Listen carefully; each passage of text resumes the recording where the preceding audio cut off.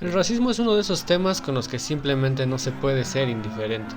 De una u otra forma te toca, te puede producir diferentes emociones, y tal vez has estado en alguno de los dos lados, discriminar o ser discriminado. ¿De dónde viene todo esto? ¿En qué se ha convertido y a dónde nos conducirá?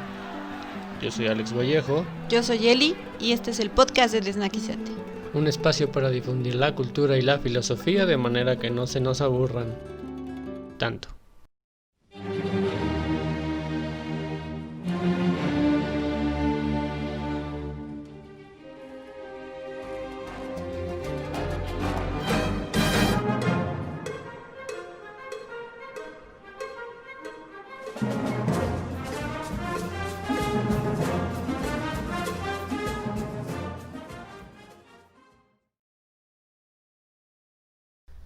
Es complicado precisar en qué momento aparece el racismo tal y como lo conocemos. El ser humano ha buscado desde siempre la supremacía por cuestiones de supervivencia y evolución.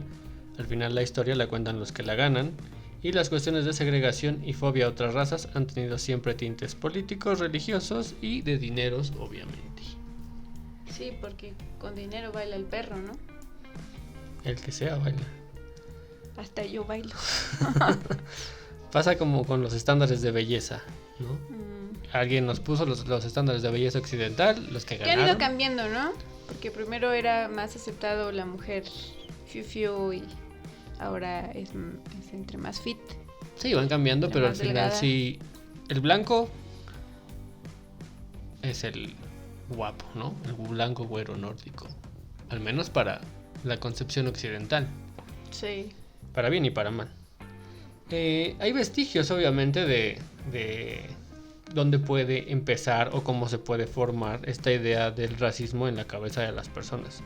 Por ejemplo, está algo que se llama la maldición de Cam, que es una cosa bíblica, que viene desde Noé. Al parecer, el del arca. Al parecer, después del diluvio universal, Noé andaba desnudo y borracho, porque al parecer eso es divertido, o era divertido en esos tiempos. Tal vez sigue siendo divertido. No había nadie, ¿no? Estaban nada más los animales. Se supone que ya están repoblando. Ah, ok. Él ya tenía 3 hijos. Sus crías. Entonces, por alguna cosa, tal vez por una ceremonia, Noé estaba con vino, estaba desnudo, y pasó que su hijo Cam lo vio. Que hay muchas interpretaciones. No está tan bien visto, ¿no? Que veas a tu papá desnudo. Pues sí, a nadie. En sí el cristianismo, pues la desnudez es no. Por eso Adán y Eva siempre traen su hojita. Porque, y cuando salen del paraíso es como, tapen su desnudez, porque ya no están en el paraíso. Sí. Entonces el hijo lo ve y hay varias interpretaciones sobre lo que pudo pasar. Pudo pasar que simplemente lo vio y eso era una ofensa para el Señor, como dices. No puedes decirle que no a tu papá, o al menos en nuestros tiempos no puedes contradecir a tu padre, no puedes ofenderlo de alguna manera. Y de aquí es que Noé le dice a su hijo que va a estar maldito. Él no, como tal, sino su cuarto hijo, que sería Canaán. O sea, el hijo de su hijo. El nieto de Noé, el cuarto hijo de Cam, que sería Canaán, estaría maldito. Porque, bueno, las interpretaciones pueden ser que no solamente lo vio desnudo, sino que tal vez lo vio teniendo relaciones con alguien más. Puede ser también que el niño saliera a burlarse de su papá o decir, mi papá anda encuerado y briago, una cosa así. Y también otra... Pues por el hecho de exhibirlo, ¿no? Como de decir, oigan, miren, ayúdenme a guardarlo o algo así, pues ya hay una exhibición. Sí, pues la figura del padre debe ser muy respetada. Y la otra, que es como más drástica, es que Cam castró a su padre. Por eso podría ser, o tendría sentido, que el cuarto hijo de Cam sería el maldito, porque Noé tenía 3 hijos. Ajá. Entonces, al quitarle la posibilidad de tener un cuarto, es a ese cuarto al que estaría condenando a la maldición. Y la maldición sería que este hijo y su progenie serían esclavos o sirvientes de su hijo primogénito. Ya que, según la Biblia, hay 3 razas humanas provenientes de estos 3 hijos de Noé: Sem, Cam y Jafet. De Sem descenderían los judíos y árabes, de Cam los negros, y de Jafet los blancos. O sea, los negros iban a servir a los blancos. Pero era el cuarto hijo de los negros, no, o sea, no los primeros negros. No, se supone que de ahí, de Cam, salen todos los negros. Por eso, pero nada más maldice el cuarto, ¿no? Sí, pero a toda su progenie. A Pero todos los hijos de él. Pero ¿y los otros 3? No, pues Jafet era el blanco, era el don chingón, y los judíos y árabes ¿todos pues, son esos de eran Sem. hijos de Cam? Sí, pues, o sea, no hay gente. De ahí viene toda la gente. Ay, perdón usted. Esta interpretación fue ampliamente difundida e incluso enseñada a jóvenes africanos por autoridades coloniales y los misioneros religiosos a través de libros escolares belgas, durante la primera mitad del siglo XX. La tierra de Canaán sería Líbano, Siria y Jordania, y gran parte de las tribus descendientes de quienes vivían ahí comenzaron a expandirse por Etiopía y otros lugares del norte de África. Y esto suena mucho a que este texto es justificación para decir, nosotros vamos a gobernar sobre esos africanos y van a ser inferiores a nosotros. Porque y lo dice la palabra del Señor. Bueno, no es Dios, ¿no? Fue Moisés. Bueno, pero toda la Biblia supone que es palabra de Dios. Esta puede ser uno de los primeros vestigios. Otro importante lo tenemos en España, o la península ibérica en el siglo XVI, hace chingos de tiempos. Resulta ser que, como siempre, no querían judíos, por lo que los obligaban a convertirse al cristianismo. Y todo esto tiene su justificación, según los españoles de aquella época, en un concepto que puede ser familiar a muchos seguidores de Harry Potter de la actualidad, que es la limpieza de sangre. Los moguls. La sangre sucia. Sangre sucia. Este concepto fue sacado de ideas amañadas de textos de Aristóteles, San Agustín y Santo Tomás de Aquino. Por poner un ejemplo, decía Escobar del Corro, quien cabe destacar era un inquisidor, o sea, un señor que se dedicaba o que trabajaba para la Santa Inquisición, que si unas personas herejes conciben a un hijo, este hereda las mismas características y que muy probablemente estas tendencias paternales provienen o propician el impulso del crimen. Como las teorías de los asesinos seriales, ¿no? Sí, que el ADN tiene lo criminal. Aunque bueno, ellos eran esclavos, a lo mejor su único crimen era ser esclavos, ¿no? Bueno, los judíos, su crimen era ser religiosos de otra manera. Era una justificación para imponer el poder. Sí, claro. La doctrina de la herencia del pecado original es parte de lo que San Agustín y Santo Tomás desarrollarían en su filosofía, que los españoles torcieron a su beneficio. Cuando España comienza a colonizar América, hace uso de ideas raciales y de segregación para el mismo motivo. Todos los colonizadores, no solo los españoles, usaron esta cultura o esta supremacía para imponer su fuerza y acabar con las razas de los pueblos originarios, ¿no? Con su cultura.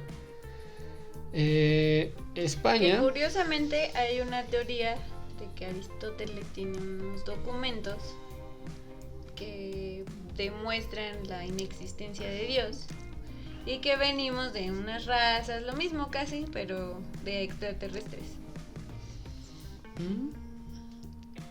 Fuente Anonymous. No, Anonymous sí es verga, no como yo.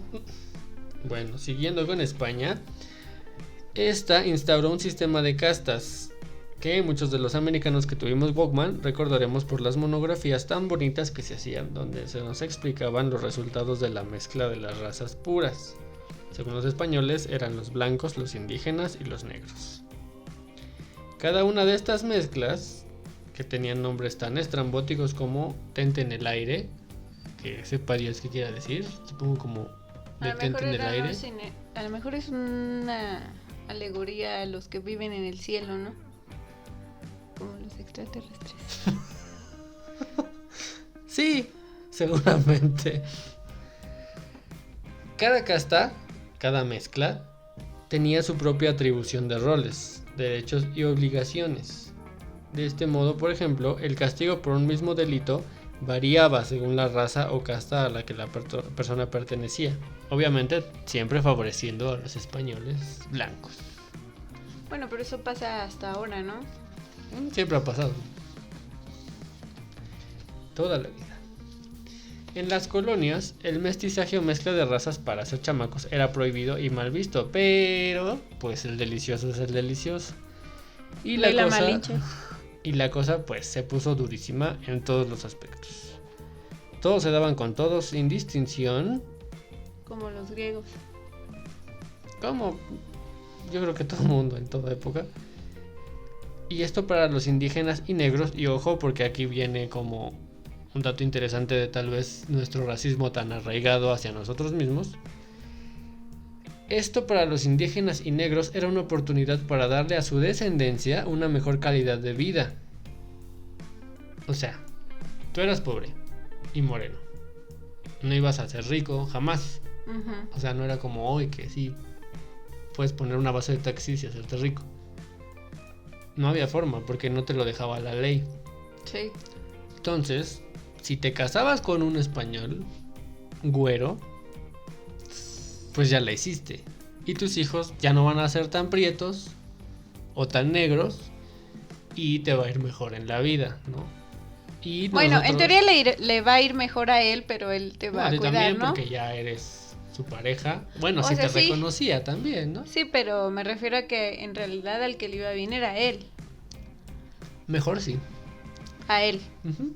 No Sí, a ti. por eso. O sea, a ti te llevaba porque eras parte de su familia, pero no es que a ti en realidad te fuera bien. Sí, porque no dejabas de ser de la casta que eras. Exacto. ¿No? Pero si tu hijo ya era otra cosa. E incluso muchas veces los discriminaban a ellos, ¿no? De, ay, ahí viene el que se casó con la morena. Sí, también. Pero tal vez de ahí viene mucho de nosotros mismos de decir, mira, ese está güerito o esa está güerita. Y... Pues las abuelas, ¿no? Bueno, a mí sí me decía mi abuela como de, ay, consíguete uno güero para mejorar la raza, ¿no? Exactamente. Sí, son ideas, vestigios que están arraigados en nuestra cabeza y que por eso tenemos... Vienen de esas tradiciones o prácticas, ¿no? Sí, que eran pues legítimas, o sea, obviamente como mamá, como hombre también quieres sacar a tu hijo a una mejor situación, ¿no? Como los que sueñan con una güera alemana. Sí, es lo que traemos ahí que La mejor fantasía, eso de mejorar, ¿no? La raza, ¿no? En ese momento sí era porque no tenían los mismos derechos. Hoy en día mucha gente indígena. Tampoco hay tantos derechos, ¿no? Sí, claro. Es algo que tal vez no se repite tan abruptamente, tan... Es algo ¿Sí? que ya no ves tan cerca. Exacto, sí. Pero sí hay. Pero hay mucho. Obviamente el racismo se vuelve un aparato de control para que pueda florecer el colonialismo y el capitalismo. Es decir, si legitimamos que nosotros los blancos somos los buenos y los que deben ser dueños de la tierra, podemos aprovecharnos de los demás para explotar sus tierras y hacerlos pensar como queramos a través de la evangelización. En España no se abolió totalmente la esclavitud hasta el 7 de octubre de 1886.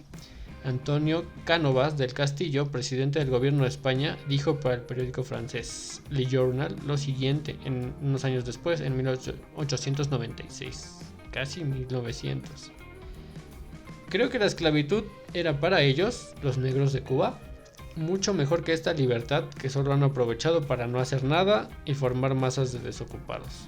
Todos los que conocen a los negros le dirán que en Madagascar, como en el Congo y en Cuba, son perezosos, salvajes, inclinados a obrar mal y que es preciso manejarlos con autoridad y firmeza para obtener algo de ellos.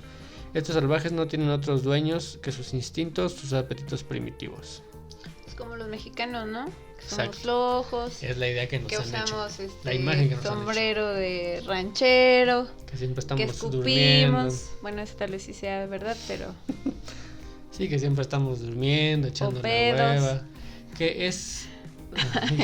Ay, que es cagado porque esa como idea, al menos yo la recuerdo mucho en las caricaturas de Bugs Bunny y así, ¿no? Que así pintaban a los ratones de Speedy González y así. Pero los mexicanos son los que se chingan un buen Speedy era el listo, en Estados ¿no? Unidos. Era el... Sí, pero Flash, la idea era esa, pero ¿no? tenía un Que el amigo mexicano de lento, este ¿no? lado, ¿Te acuerdas? Sí, el Lento Rodríguez. Lento Rodríguez. Pero el mexicano de este lado se supone que es así, ¿no? Huevón y Cochino. flojo en general. Flojo. Hablando un poco de filosofía, Muchos autores e intelectuales coinciden en que la tan afamada y pura Ilustración tenía también su lado oscuro. La Ilustración de alguna manera, o de muchas maneras, legitima el capitalismo. Es cierto que desmonta las instituciones económicas, políticas y sociales del antiguo régimen, pero lo hace para poder dirigirlas hacia lo que Adam Smith calificó como el único propósito y objetivo de la producción, el consumo. Que es lo que nos rige ahorita, ¿no? Uh-huh. Ya no se tratará de consumo de lujo de eclesiásticos y aristócratas, sino del consumo de las clases medias, que al final son las que sostienen el capitalismo. Que además son las que abundan en la población, ¿no? Uh-huh. El hecho de que la desigualdad en el mundo crezca es una preocupación muy fuerte para el capital, ya que esta es la fuerza primordial de consumo, la clase media. O sea, si se hacen más pobres y más ricos, ese consumo como barato y rápido ya no sale, ¿no? Sí. Y bueno, la cosa es que... Con la pandemia se dio... Bueno, por eso se especula tanta pobreza saliendo de y tanta crisis, ¿no? Porque los que tenían un trabajo de clase media, un medio trabajo o así, pues lo perdieron algunos o sus familiares los perdieron, y como es normal pues ayudas a tu familia, ¿no? Uh-huh. Y ya la riqueza te alcanza para menos. Sí, pues la riqueza pasó simplemente a otro dueño, y aunque se vive en una supuesta libertad, sigue siendo el capital el que guía la justicia, los derechos y la paz. Al final el que tiene el capital es el que hace las reglas, ¿no? O sea, ¿cuántos casos de... O que puede manipular, ¿no? Exacto, como ¿cuántos casos de poder no hay son que llevados no a la justicia, ¿no? Porque tienen los medios para decir... Los contactos, el dinero, las oportunidades, porque también por ahí vi que por una oportunidad, es decir, que quedo bien hoy contigo y tal vez mañana tenga la posibilidad de ser secretario del trabajo o algo así. Sí, claro. La acepto. Siempre tienes una puerta abierta. Decía Voltaire, el género humano no puede subsistir sin que haya una infinidad de hombres útiles que no posean absolutamente nada. Y Adam Smith otra vez añadía que en una sociedad civilizada, los pobres proveen para ellos mismos y para el enorme lujo de sus superiores. Yo tomé un cursito con un Wixárika, y él nos contaba, o sea, que precisamente su población trataba de sustentar todo, ¿no? O sea, todo lo que ellos hacían lo usaban ellos, y además hacían en masa para los que vendían, para venderlos, ¿no? Pero al final siento que es como un rechazo también al que puedas meter cosas que no pertenecen, ¿no?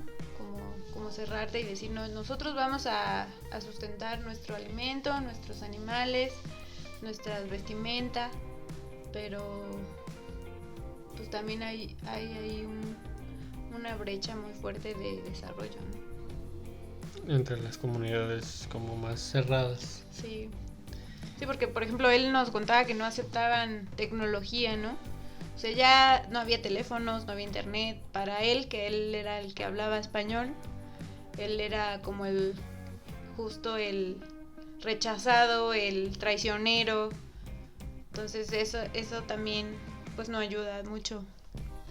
Sí, tiene que haber un justo medio, tal vez. El filósofo y diplomático francés Joseph Arthur de Gobineau decretó la superioridad de los nórdicos, levantando una teoría de la superioridad de los mismos. Es considerado como el fundador de la filosofía racista. Tiene una obra llamada Ensayo sobre la desigualdad de las razas humanas. Órale. Como los que venían de Hércules, ¿no? O algo así, ¿o no? Sí, justamente habla de la raza aria. Plantea que las civilizaciones que prevalecen son las homogéneas y que mantienen un dominio de la raza blanca. Para él, las demás razas son variaciones inferiores de la familia aria, que es una raza supuestamente nórdica que posee, en palabras de Gobineau, el monopolio de la belleza, de la inteligencia y la fuerza. Ideas de las que se llenaría la cabeza el señor con el bigote faltante de Cantinflas, Adolf Hitler.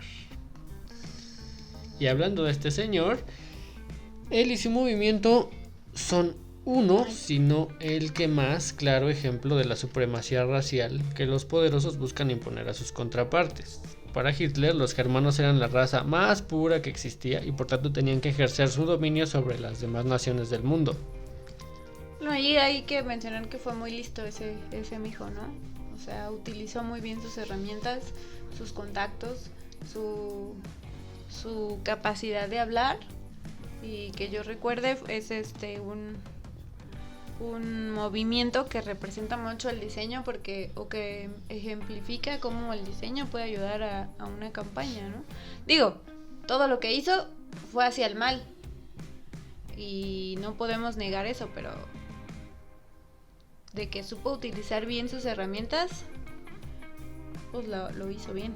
Sí, pues al final imponer tu filosofía requiere de todo eso, ¿no? De manipular a las masas y sobre todo hacerles creer que son superiores de alguna u otra manera. Los Estados Unidos hicieron lo propio con los japoneses, burlándose de su estatura, sus dientes y diciendo que tenían cerebros pequeños y eran tontos, como pocos. Y esto incluso lo ilustra también el buen Bugs Bunny en varias de sus animaciones, que se hicieron precisamente para alentar el espíritu nacionalista y hacer creer o hacer tener esa idea de manipulación de que los japoneses pues eran una raza inferior. Pues es que todo nos entra por medio de lo que vivimos, ¿no? De las caricaturas, de lo que leemos, de lo que vemos, si creces todo el tiempo pensando que eres superior por ser güero, pues es muy difícil que llegues a cuestionarte si estás bien o no y puedas hacer una modificación o puedas decir esto ya no lo voy a consumir porque está muy pretencioso o siquiera lo analices, ¿no? O sea, yo veía al Bugs Bunny y así, yo no pensaba en eso, ¿no? O sea, sí, no teníamos el contexto de eso, ¿no? Ni lo de Mickey y Donald, que Donald es el rico y así, o sea, yo nunca lo pensé, ¿no? O sea, yo no tenía esos conceptos. Sí, pero por ejemplo en la cultura estadounidense obviamente eso cobra mucha fuerza, porque están en guerra, porque saben que están en guerra, porque saben quiénes son los japoneses. Sí. Y es lo mismo de Hitler, es una manipulación hacia sentir o hacer sentir que somos superiores o son superiores. Menos de un siglo antes de todo esto, en 1885, las potencias europeas buscan hacerse de regiones de África para su explotación y comercialización. Es entonces que el canciller alemán Otto von Bismarck, que fue una figura fundamental para la unificación de Alemania, convocó a una asamblea a estas potencias para negociar la repartición del continente, así, con esos huevos. Ya no peleemos más, vengan y de forma civilizada discutamos cómo vamos a llevar el progreso a la inhóspita y llena de recursos África. La Asamblea de Berlín, así llamada, era en palabras del mismo Bismarck, para establecer las condiciones del desarrollo del comercio, la civilización y el bienestar moral y material africanos. Pero, pues, obviamente lo que buscaban era lo de siempre, legitimar las ocupaciones futuras en África sin tener gran consideración por los pueblos ya establecidos. Obviamente ningún africano estaba representado en la asamblea. Eran menos que animales, ¿no? Pues es parte del abuso, ¿no? O sea, parte de, pues me favorece la religión, me favorece la ley, bueno, pues esto significa que puedo tomar esto que tú tienes, ¿no? Uh-huh. Sí, como alegando justamente la superioridad, como decir, mira, tú no conoces qué es una casa, ¿no? No conoces qué es un camión, no conoces las máquinas de vapor. Como lo que pasó en México, ¿no? Okay. Pues no conoces los caballos, piensas que soy un dios. Bueno, pues... Sí, los españoles sin querer llegaron con toda esa ventaja de superioridad racial porque los indígenas ya decían, estos güeyes son dioses, ¿no? Se sorprendieron por espejos, ¿no? Uh-huh. Así como la América de México para abajo, en la América de los New Yorks también tenían sus problemas con el racismo.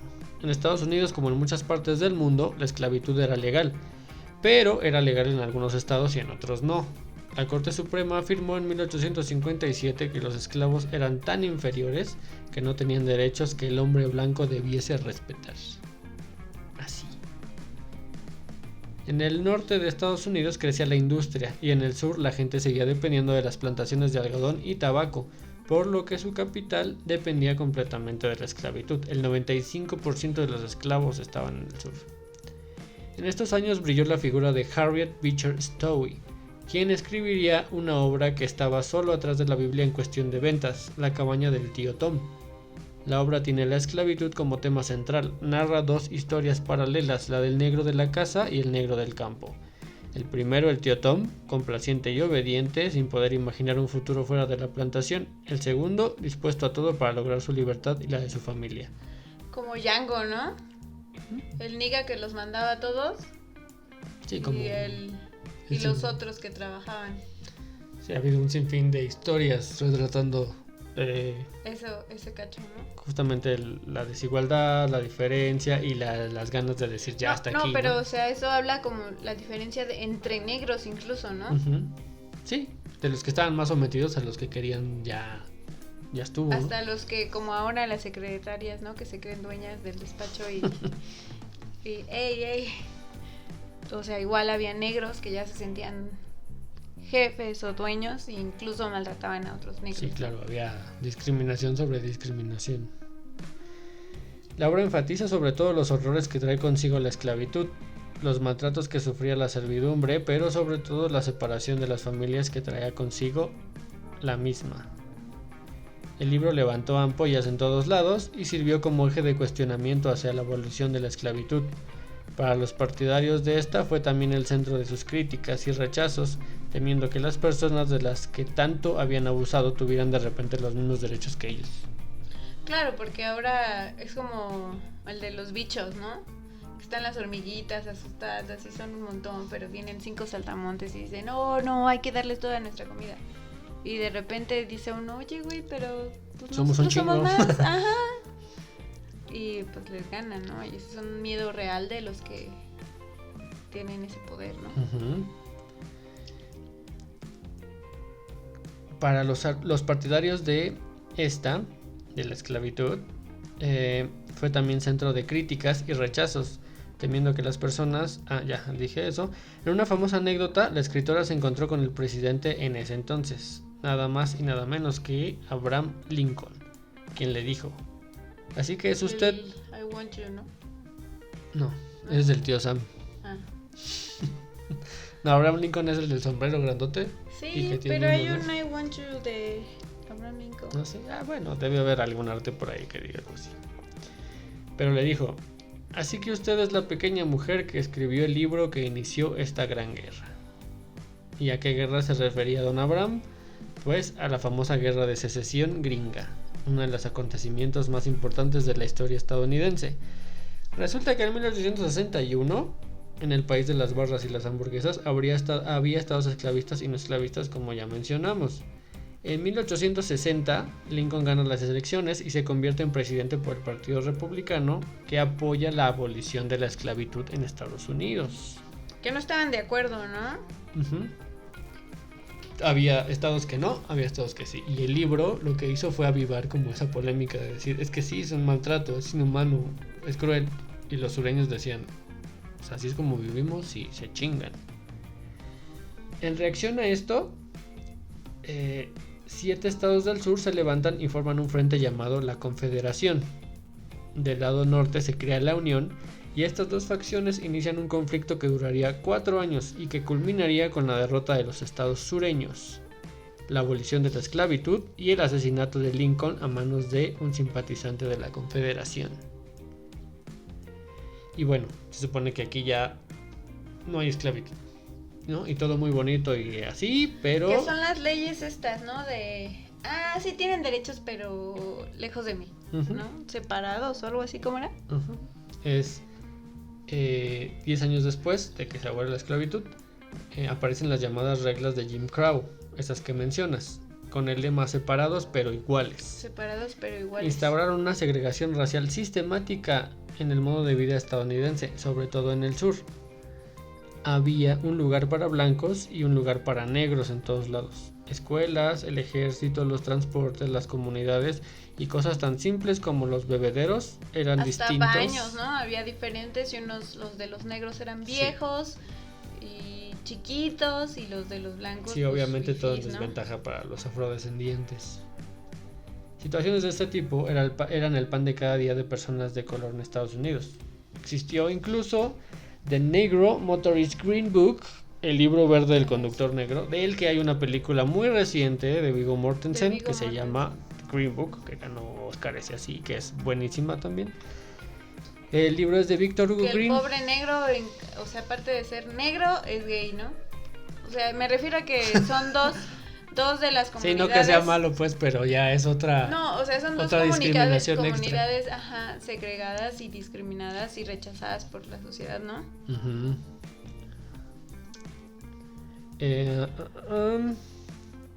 El libro es de Victor Hugo Green, una guía que se publica entre abril y mayo de cada año. Entre 1936 y 1967 de hoteles, restaurantes, bares y estaciones de servicio que atendían a afroestadounidenses. Eran lugares donde no corrían riesgos. La mayor parte de los servicios públicos en los estados del sur tenían el vergonzoso cartel de Colored cuando eran aptos para negros. Era como lo contrario. Como lo de ahora de zona rosa, ¿no? Que bugas y... No conozco esos lugares, perdóname.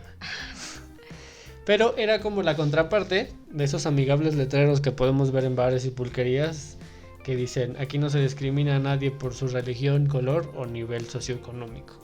Al revés, aquí pueden entrar negros. Que después con el feminismo se agrega sexo, ¿no? No me acuerdo en qué año, pero... O sea, sexo es lo último que se agrega. Así es, y se seguirán agregando cosas tal vez. Victor Hugo Green era un cartero de Harlem, Nueva York, y reunía información que le daban los carteros que trabajaban con él, primero en Nueva York y luego en todo el país, para elaborar la guía que buscaba darle al viajero negro información que evitara enfrentarlo con dificultades y situaciones embarazosas. Como cuando andas buscando chela artesanal, dices: oye, mi hijo, ¿dónde está? Ah, sí, mira, en esta colonia y tal. O mira, si te vas un poquito para Metro Eugenia hay otra.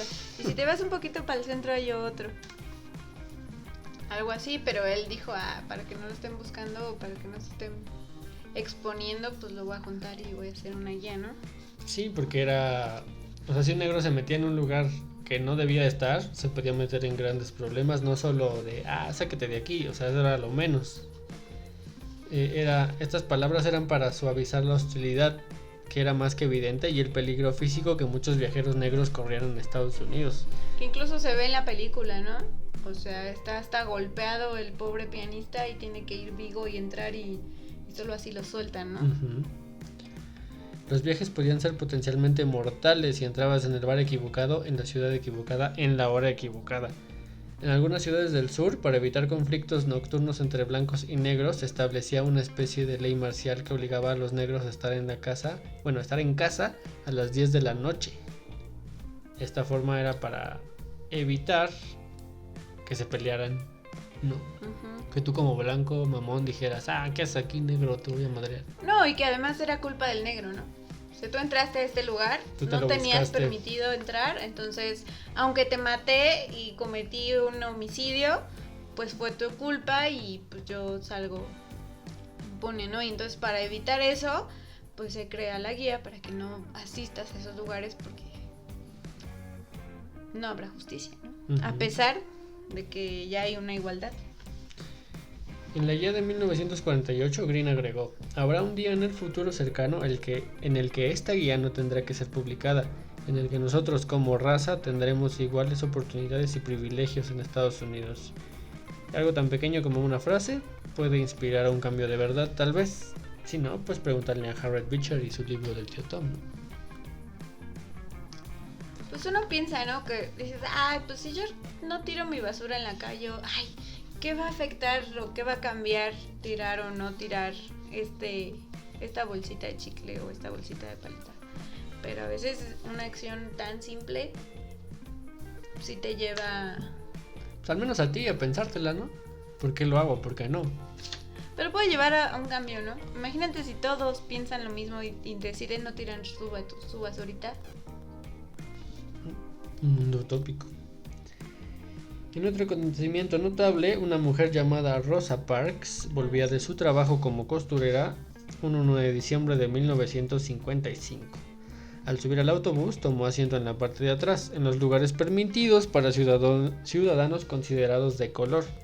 Que incluso, según, había unos letreros que el chofer podía mover, recorrer o así, para que las personas negras se sentaran en el lado donde decía que eran los negros. Incluso los primeros 4 lugares no estaban permitidos que se sentaran los negros ni de chiste. Uh-huh. Entonces, de ahí para afuera podrían sentarse donde fuera, siempre y cuando no hubiera blancos de pie. Uh-huh. A medida que el autobús recorría su ruta, comenzaron a faltar asientos y quedaron de pie algunas personas. El conductor paró el autobús para pedir a 3 mujeres negras que se levantaran para que la gente blanca se pudiera sentar, y Rosa Parks se negó. Finalmente fue arrestada, enjuiciada y condenada por transgredir el ordenamiento municipal. O sea, por no querer pararse, por no levantarse de su asiento para que un blanco se sentara. Para que vean que poco a poco, pero el mundo va cambiando. Para subir al autobús, las personas que no eran blancas tenían que pagar su billete entrando por la puerta delantera, para luego salir y entrar por la trasera. O sea, pagabas arriba, enfrente, como cuando te vas a subir por la puerta de atrás, que le pagas al chofi. No podías pasarle tu pesito mano por mano, no. Tenías que pagarle antes y ya te subías. Pero a veces los hijos de perra... como aquí, ¿no? A mí se me pasó a mí no me llegó a pasar, la verdad. Sí, pero que se estaba arrancaba lleno y no te podías subir, era como, güey, no, mis 5 baros. Se iba, sí. Rosa Parks pertenecía a una asociación a favor de los derechos civiles de los afroamericanos. Sus compañeros comenzaron una protesta poco después de que fuera arrestada. Hubo un mensaje radiofónico que anunció la protesta, que decía: estamos pidiendo a todos los negros que no suban a los autobuses el lunes, en protesta por el arresto y el juicio. Puedes faltar a clase un día. Si trabajas, coge un taxi o camina, pero por favor, que ni los niños ni los mayores cojan ningún autobús el lunes. Por favor, permanece fuera de los autobuses el lunes. Ese era el mensaje, ¿no? Y para ese lunes negros duró más de un año de protesta. Durante 381 días la población negra de la ciudad de Montgomery se negó a subir a ningún autobús. El boicot a la compañía de transportes implicó a unas 42,000 personas, que suponían el 70% de los usuarios de los autobuses. Imagínate, no es que me quiera robar o cambiar de tema, pero imagínate que el 8 de marzo del feminismo, que fue el paro nacional de mujeres, se hubiera llevado un año. No manches. Es cuestión como de lógica, es cómo vas a tratar mal a los que usan esa madre, a los que más lo usan. Bueno, porque ellos se sentían con el derecho, ¿no? Sí, pero o sea, es justo eso que no cabe, o sea, ellos no pensaban la cantidad de personas, el porcentaje de personas, o sea...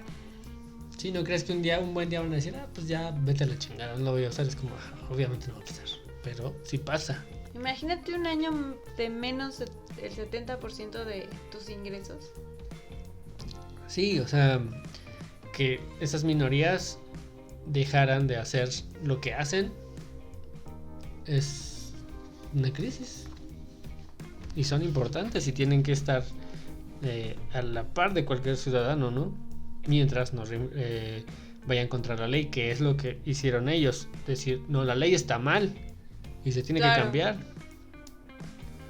Los ciudadanos se unieron masivamente a la protesta pacífica y encontraron alternativas de transporte: taxis, camionetas, coches particulares compartidos, bicicletas o simplemente andar varios kilómetros todos los días. Y la ley cambió, convirtiendo a Rosa Parks en la moda del movimiento de los derechos civiles. Figuras como ella y otras más famosas, como Martin Luther King, hicieron mucho para que en 1964 apareciera por fin la Ley de Derechos Civiles, y un año después la Ley de Derecho de Voto de 1965, donde los ciudadanos de color podían ejercer su derecho para escoger representantes por fin. Grupos como las Panteras Negras comenzaron como autodefensas, haciendo patrullas de personas para cuidarse de la brutalidad policial. que bueno, sigue bien latente ahí, contra las personas de raza negra, que son cosas que en 2020 lastimosamente siguen pasando. El movimiento trascendió, pero al ser percibido como un peligro por su tamaño e influencia, el FBI tomó cartas en el asunto y desmanteló poco a poco la organización. Porque ya hasta era un partido, creo, las Panteras Negras. O sea, sí estaban tomando bastante poder. En contraposición, grupos supremacistas blancos siguen existiendo.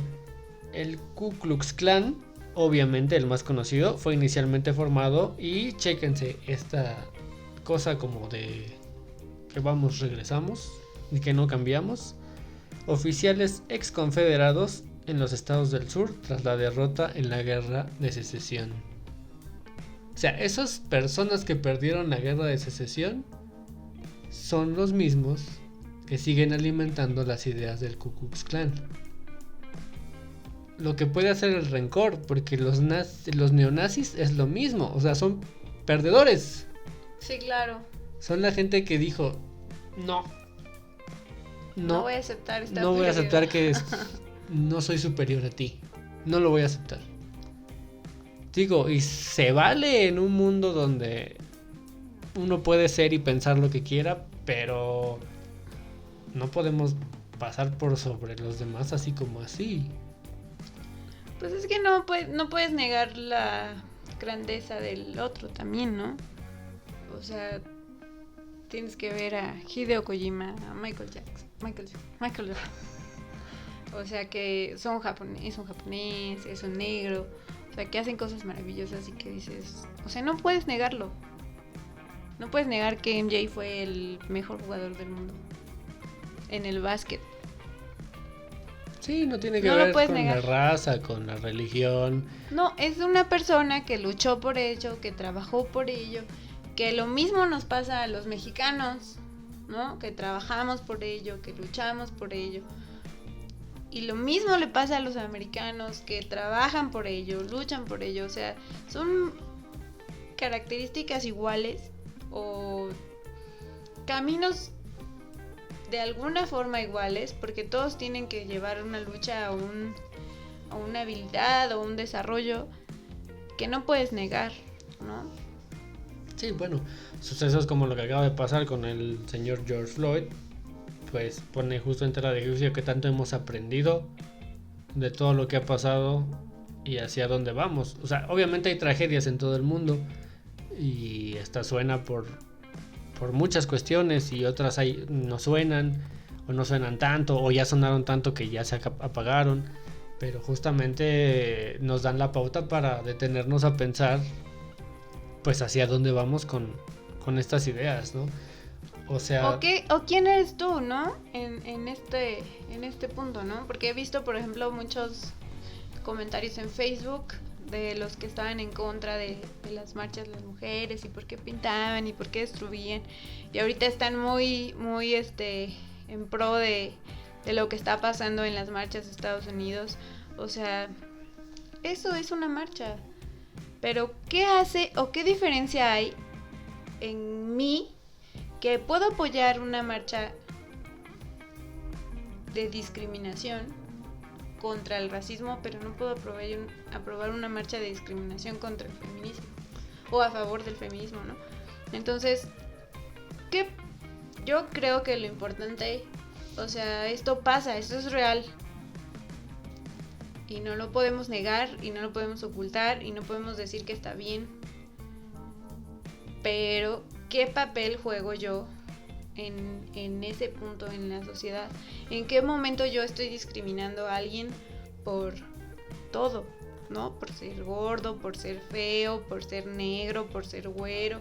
¿En qué punto estoy yo actuando de esa forma?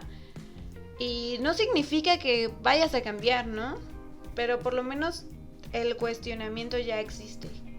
Ya lo estás pensando, ya en ti puedes decidir si está bien, si está mal, porque pues eso es muy subjetivo.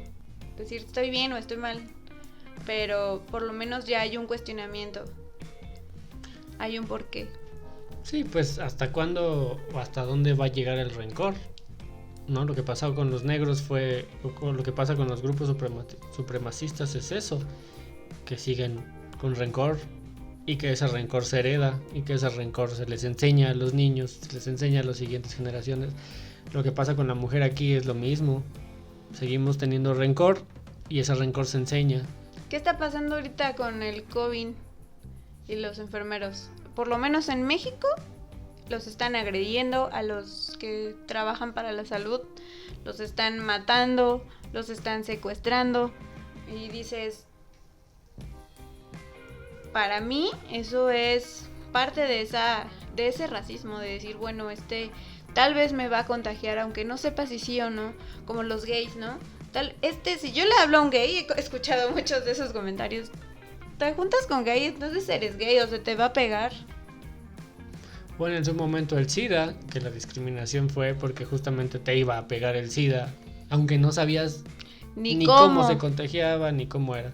Entonces creo que justamente el saber, el repensar tantito de decir, bueno, a ver, ¿qué está pasando? ¿Qué diablos está pasando? ¿Por qué tengo que seguir haciendo lo que mis papás hacían? O que lo que me dicen que haga todos los demás, ¿por qué tiene que ser cierto? O ¿no? Lo que todos hacen, ¿no? Porque todo lo que hacen ellos, o ¿qué hacen ellos, no? ¿Por qué lo hacen? Entonces ya eso te mete a ti mismo en analizar o poder decidir qué papel deseas jugar. Uh-huh. Bueno, ojalá les haya sido de utilidad un poco de estos datos sobre el racismo, cómo es, de dónde viene, por qué se da. ¿Quién dijo que eran los blancos mejores? Ya sabemos que fue Moisés, maldito perro, vas a ver. Sí, al final ha sido sistemático de los que tienen el poder, los que ganan son los que hacen las reglas, pero justamente estamos para cuestionarlas. Bueno, esto ha sido todo por hoy. Síganos en nuestras redes sociales, recuérdenlo todo como Desnaquízate. Síganos en el canal de YouTube, denle click a la campanita para que vean nuestros videos cada martes, no se los pierdan. Y seguimos en contacto, amigos. Que estén muy bien. Bye bye. Bye.